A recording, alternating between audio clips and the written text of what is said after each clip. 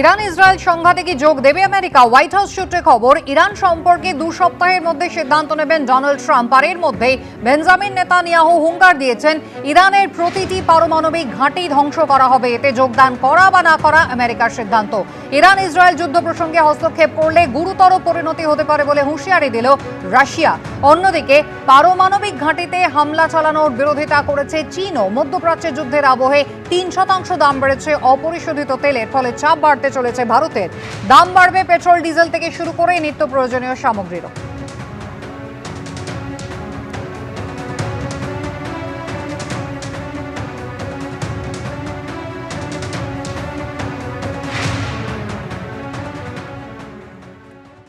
সুকান্ত মজুমদারের বিরুদ্ধে ধর্মীয় ভাবাবেগে আঘাতের অভিযোগ তুলে পথে নামল শিখ সম্প্রদায়ের একাংশ।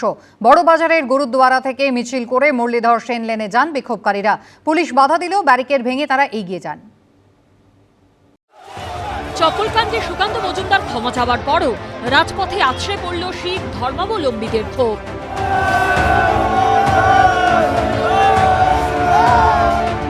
শিখ সম্প্রদায়কে অপমান ও ধর্মীয় ভাবাবেগে আঘাতের অভিযোগ তুলে বিজেপি রাজ্য সভাপতির বিরুদ্ধে পথে নামল শিখ সম্প্রদায়ের একাংশ।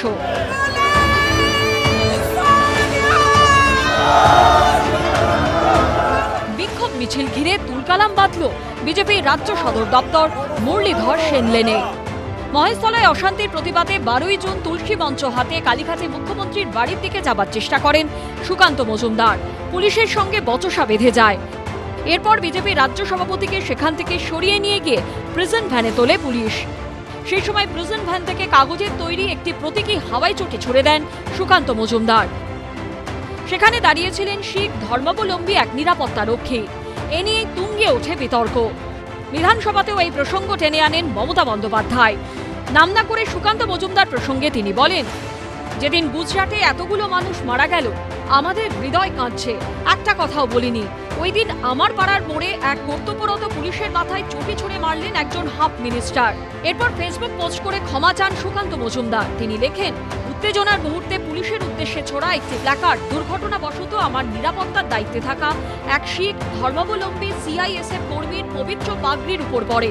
এই অনিচ্ছাকৃত ঘটনায় যদি কোনো শিখ ভাই বা বোনের ধর্মীয় অনুভূতিতে আঘাত লেগে থাকে তবে বিনম্রভাবে তাদের কাছে আন্তরিক ক্ষমা প্রার্থনা করছি। কিন্তু তাতে যে ক্ষোভের আঁচ কমেনি তার আঁচ টের পাওয়া গেল বৃহস্পতিবার। এদিন বড়বাজারের গুরুদ্বারা থেকে মিছিল করে মুরলীধর সেন লেনে যান বিক্ষোভকারীরা।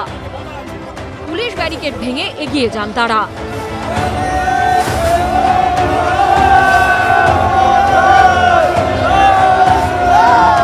যে ছবি আমরা দেখাচ্ছি যে শিখ সম্প্রদায়ের তরফ থেকে সেন্ট্রাল এভিনিউতে কিন্তু মিছিল করা হচ্ছে। তারা যে প্ল্যাকার্ড নিয়ে যাচ্ছেন সেখানে শেমন শুভেন্দু অধিকারী, শেমন সুকান্ত মজুমদার, এই ধরনের স্লোগানও কিন্তু দেখতে পাওয়া যাচ্ছে। আজকে যে আমাদের টার্বান আছে, দস্তার, এর যা শান আছে, মানে কি আমাদের মোস্ট প্রেশিয়াস রিলিজিয়াস থিং।